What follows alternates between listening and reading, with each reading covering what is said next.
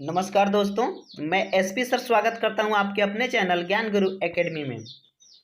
प्यारे दोस्तों, आज हम पढ़ने वाले हैं सीएचएस एंट्रेंस एग्जाम के जो केमिस्ट्री पढ़ रहे हैं उसमें उसका हम पढ़ेंगे चैप्टर नंबर 7 बच्चों, जिसका नाम है अम्ल क्षारक एवं लवण, एसिड बेसिस एंड सॉल्ट। यही चीज़ हम पढ़ेंगे। इसके पहले हमने 6 चैप्टरों को अच्छी तरह से पढ़ लिया है, 6 चैप्टरों को। अभी तक आपने उस वीडियोज को नहीं देखा है तो जाके उसे आप प्लेलिस्ट से देख लीजिए।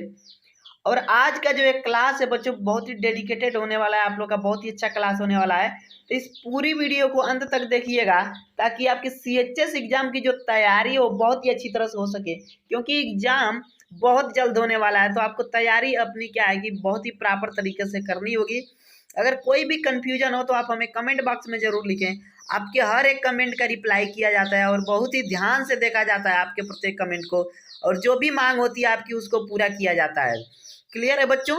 चलिए शुरू करते हैं आज का क्लास। आज का क्लास यहाँ से शुरू होगा बच्चों आपका अम्ल से।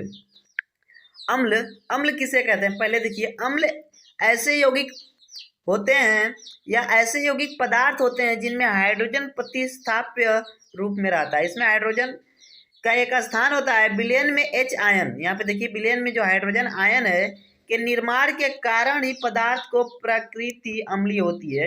अब हाइड्रोजन का जो आयन होता है उसके निर्माण के कारण जो पदार्थ की प्रकृति होती है, अम्ल के पदार्थ की प्रकृति कैसी होती है बच्चों? अम्लीय होती है। जब कोई अम्ल किसी धातु के साथ अभिक्रिया करता है तब हाइड्रोजन का उत्सर्जन करता है। हमेशा ही आप लोग एक चीज ध्यान दीजिएगा, जब कोई भी अम्ल किसी धातु के साथ अभिक्रिया करता है तब हाइड्रोजन गैस का उत्सर्जन करता है, साथ ही संगत लवण का निर्माण होता है। ठीक है, और उससे मिले हुए लवण का निर्माण भी होता है। इतनी चीज आप समझ गए। चलिए, जब अम्ल किसी धातु कार्बोनेट या धातु हाइड्रोजन कार्बोनेट से अभिक्रिया करता है तो यह संगत लवण कार्बन डाइऑक्साइड गैस एवं जल उत्पन्न करता है। अम्ल का जलीय विलयन नीले लिटमस को लाल कर देता है। अम्ल का जो जलीय विलयन होता है वह नीले लिटमस को लाल कर देता है। अम्ल स्वाद में खट्टे होते हैं। अम्ल का स्वाद कैसा होता है बच्चों? खट्टा होता है। खट्टे दूध में लैक्टिक अम्ल पाया जाता है। जो खट्टा दूध होता है उसमें लैक्टिक अम्ल पाया जाता है। सिरके एवं अचार में एसिटिक अम्ल होता है। सिरका और अचार में क्या पाया जाता है बच्चों? एसिटिक अम्ल पाया जाता है। नींबू एवं संतरे में साइट्रिक अम्ल होता है। नींबू और संतरे में साइट्रिक अम्ल होता है। अब अगला है बच्चों, नाइट्रिक अम्ल का उपयोग सोने एवं चांदी के शुद्धिकरण में किया जाता है। जो सोना और चांदी होता है उसके शुद्धिकरण में हम नाइट्रिक अम्ल का उपयोग करते हैं। कपड़े से जंग के धब्बे हटाने के लिए ऑक्जेलिक अम्ल का प्रयोग होता है। जब कपड़े पे क्या हो जाएगा बच्चों? जंग से दाग धब्बा लग जाता है तो वहाँ पे हम ऑक्जेलिक अम्ल का प्रयोग करके उसको हटाते हैं। यहाँ पे बताया जा रहा है 3 संबंध 1 के अनुपात में सांद्र हाइड्रोक्लोरिक अम्ल एवं सांद्र नाइट्रिक अम्ल का ताजा मिश्रण अम्ल राज इक्वारेजिया कहलाता है, जो सोने एवं प्लेटिनम को गलाने में समर्थ होता है। इसी से क्या किया जाता है बच्चों? सोना और प्लेटिनम की जो धातुएं होती हैं उनको गलाया जाता है। चलिए, इतना जब आप समझ गए तो यहाँ पे आप देखिए भस्म या क्षारक। ठीक है, क्या है बच्चों? भस्म या क्षारक। इसी को भस्म भी कहते हैं, इसी को क्षारक भी कहते हैं। भस्म या क्षारक एक ऐसा यौगिक है जो अम्ल से प्रतिक्रिया कर लवण एवं जल देता है। अम्ल के साथ अभिक्रिया करके क्या देता है बच्चों? लवण और जल को देता है। क्लियर है? जब भस्म किसी धातु से अभिक्रिया करता है तो हाइड्रोजन गैस के उत्सर्जन के साथ एक लवण का निर्माण होता है, जिसका ऋण आयन, जो उसका ऋण आयन होगा बच्चों, एक धातु एवं ऑक्सीजन के परमाणुओं से संयुक्त रूप से निर्मित होता है। जल में क्षारकीय विलयन विद्युत का चालन करते हैं क्योंकि ये हाइड्रोक्साइड आयन का निर्माण करते हैं। विद्युत का चालन इसलिए करते हैं क्योंकि हाइड्रोक्साइड आयन का निर्माण करते हैं। भस्म 2 प्रकार के होते हैं। जो भस्म है आप लोग का क्षारक है वो 2 प्रकार का होता है। एक तो जल में विलेय भस्म और दूसरा जल में अविलेय भस्म। ठीक है, जल में विलेय भस्म को क्षार कहा जाता है। जो जल में घुल जाता है उसे क्षार कहते हैं। यह लाल लिटमस को नीला कर देता है। ठीक है, तथा स्वाद में कड़वा होता है, जैसे पोटेशियम हाइड्रोक्साइड, सोडियम हाइड्रोक्साइड आदि। अब देखिए, जल में अविलेय भस्म अम्ल के साथ प्रतिक्रिया कर लवण एवं जल बनाते हैं। जो अविलेय होते हैं, ठीक है, जो जल में घुलते नहीं हैं, वो अम्ल के साथ अभिक्रिया करके क्या बनाएंगे? लवण एवं जल बनाते हैं। किंतु क्षार के अन्य गुण प्रदर्शित नहीं करते हैं। जो क्षार का गुण था, ठीक है, उसके अन्य गुण को बताते नहीं है। इस जैसे में कॉपर हाइड्रोक्साइड है आप लोग का, ठीक है। अब बात करते हैं नेक्स्ट पॉइंट की। कैल्शियम हाइड्रोक्साइड ऐसा भस्म है जिसका उपयोग घरों में चूना पोतने में, ब्लीचिंग पाउडर बनाने में, जल को मृदु बनाने में तथा चमड़े के ऊपर के बाल साफ करने में किया जाता है। कैल्शियम हाइड्रोक्साइड का उपयोग यहाँ पे किया जाता है। अब बात करें बच्चों कास्टिक सोडा की, तो कास्टिक सोडा की अगर हम बात करें यहाँ पे, तो कास्टिक सोडा या सोडियम हाइड्रोक्साइड भी एक भस्म है। कास्टिक सोडा या सोडियम हाइड्रोक्साइड भी एक भस्म है, ठीक है। ये क्या है बच्चों?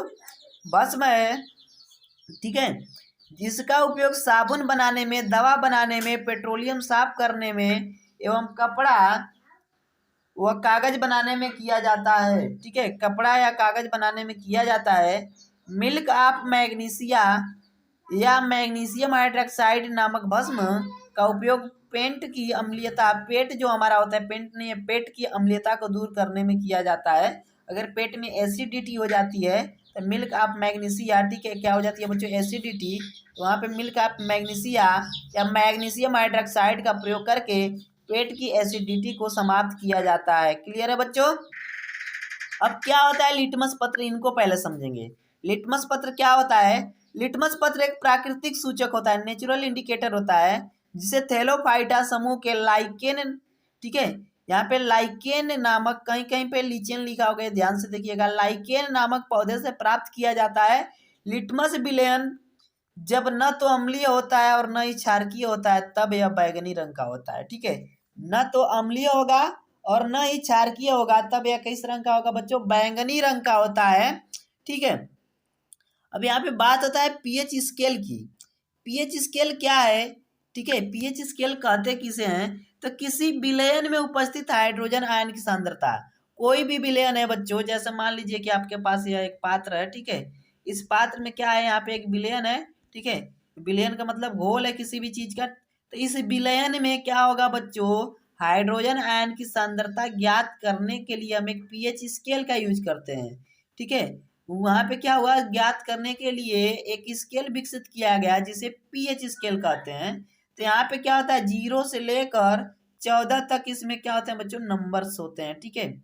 और यहाँ पे 7 पे अगर आ गया तो वो आप लोग का न्यूट्रल हो जाता है, उदासीन हो जाता है, ठीक है। अब यहाँ पे बताया जा रहा है कि इस पीएच में जो पीएच स्केल नाम है, पीएच स्केल नाम है बच्चों, तो इसमें जो ये पी शब्द है, इसका मतलब क्या होता है? पी जर्मन भाषा के शब्द पोटेंज से लिया गया है, जिसका अर्थ होता है शक्ति। पी का मतलब पावर या शक्ति। इस पीएच स्केल में सामान्यतः 0 से 14 तक पीएच को ज्ञात किया जा सकता है। बताया हूँ अभी अभी आप लोग को, 0 से लेकर 14 तक का पीएच स्केल निकाला जा सकता है। पीएच स्केल का उपयोग अम्ल एवं क्षारक की प्रबलता की जांच में होता है, ठीक है। अम्ल एवं क्षारक की प्रबलता, कौन सा कितना प्रबल है, अम्ल कितना आ रहा है और क्षार कितना आ रहा है, इसी की जांच के लिए इसका उपयोग किया जाता है। किसी विलयन में पीएच का मान 7 से कम होगा। अगर पीएच का मान 7 से कम है तो उसकी अम्लीयता उतनी ही अधिक होगी, तथा किसी विलयन में पीएच का मान 7 से जितना अधिक होगा उसकी अम्लीयता उतनी ही कम होगी। 7 से अधिक तो अम्लीयता उसकी, सॉरी बच्चों, यहाँ पे अम्लीयता नहीं, क्षारीयता है, ठीक है, उतना ही कम होगा उसकी क्षारीयता, क्या हो जाएगा? उतना ही कम हो जाएगा। एक बार फिर से समझिए, किसी विलयन, कोई घोल है, उसमें पीएच का मान 7 से जितना कम होगा वह उतना ही अम्लीय होगा, और किसी विलयन में पीएच का मान 7 से जितना अधिक होगा वह उतना ही क्षारीय होगा, लेकिन उतना कम क्षारीय होगा अगर 7 से अधिक होगा तो। अब बात की जा रही है नेक्स्ट पॉइंट की, तो एक उदासीन विलयन के पीएच का मान 7 होता है, ठीक है। जो उदासीन विलयन होता है इसमें जो पीएच का मान होता है 7 होता है। हमारा शरीर 7.0 से 7.8 पीएच परास के बीच कार्य करता है। वर्षा के जल का पीएच मान 5.6 से कम होता है तो वह अम्लीय वर्षा कहलाती है। समुद्री जीवों में उपापचय की क्रिया पीएच की एक इष्टतम सीमा में होती है। मुंह के पीएच का मान 5.5 से कम होने पर दांतों का क्षय प्रारंभ हो जाता है, ठीक है। अगर मुंह के पीएच का मान 5.5 से कम है तो दांतों में क्या होने लगता है? क्षय होने लगता है। जीवित प्राणी केवल संकीर्ण पीएच परास में ही जीवित रह सकता है। अगर जीवित प्राणी है तो उस कैसे संकीर्ण जो पीएच परास होगा, एक पीएच का रेंज होगा, उसी के अंतर्गत वह रह सकता है। कुछ सामान्य पदार्थों का पीएच मान यहाँ पे बताया जा रहा है बच्चों, जैसे समुद्री जल। ठीक है, समुद्री जल का पीएच मान 8.4 होगा, 84 नहीं 8.4 है, ध्यान से देखिएगा। ठीक है, ये क्या बच्चों 8.4, रक्त का 7.4, लार का 6.5, सिरका का 2.4, दूध का 6.4, मूत्र का 6.0, शराब का 2.5 और नींबू का 2.2। तो ये सारे चीज हैं आप लोग के पीएच मान। ठीक है, क्या है बच्चों, पीएच मान। कुछ जो सामान्य पदार्थ है उनके पीएच मान है, आप इन्हें अच्छी तरह से याद कर लीजिएगा, आपके एग्जाम में 1 नंबरों में पूछा जाएगा। ठीक है, तो इसमें से कोई भी दे देगा तो आपको सही ट्रिक लगाना होगा। अब इसके बाद बच्चों हम बात करेंगे लवण की। ठीक है, किसकी बात करेंगे, लवण की। अम्ल एवं भस्म की अभिक्रिया के फलस्वरूप लवण का, ठीक है, क्या होता है बच्चों, यहाँ पे लवण का उत्पाद होता है। यहाँ पे प्रबल अम्ल एवं प्रबल भस्म से निर्मित लवण का पीएच मान है तथा ये उदासीन होते हैं। प्रबल अम्ल एवं प्रबल भस्म से निर्मित जो लवण होगा उसका पीएच मान, ठीक है, 7 है तथा ये उदासीन होंगे। पीएच मान अभी अभी बताएं, जिसका 7 होगा वो क्या पाया जाएगा, न्यूट्रल उदासीन पाया जाएगा। नेक्स्ट पॉइंट है, जब प्रबल अम्ल एवं दुर्बल भस्म के लवण के पीएच का मान कम होता है तो यह अम्लीय होते हैं। उस समय यह कैसे होते हैं बच्चों, अम्लीय होते हैं। जब प्रबल भस्म एवं दुर्बल अम्ल के लवण का पीएच का मान अधिक होता है तो यह क्षारकीय होते हैं। हाइड्रोक्लोरिक अम्ल एवं सोडियम हाइड्रोक्साइड के विलयन से अभिक्रिया से उत्पन्न लवण सोडियम क्लोराइड तथा सोडियम क्लोराइड को हम साधारण नमक भी कहते हैं, का उपयोग हम भोजन में करते हैं। सोडियम क्लोराइड का जो हम उपयोग करते हैं उसको हम कहाँ करते हैं बच्चों, भोजन में करते हैं। तो प्यारे बच्चों, आप लोग का ये जो चैप्टर था जिसका नाम था अम्ल एवं क्षारक तथा लवण, यह अब बच्चों आप लोग का पूरी तरह से समाप्त हो चुका है। इसके क्वेश्चंस, सभी चैप्टर्स के क्वेश्चंस बाकी हैं, सारे क्वेश्चंस को मैं कराऊंगा।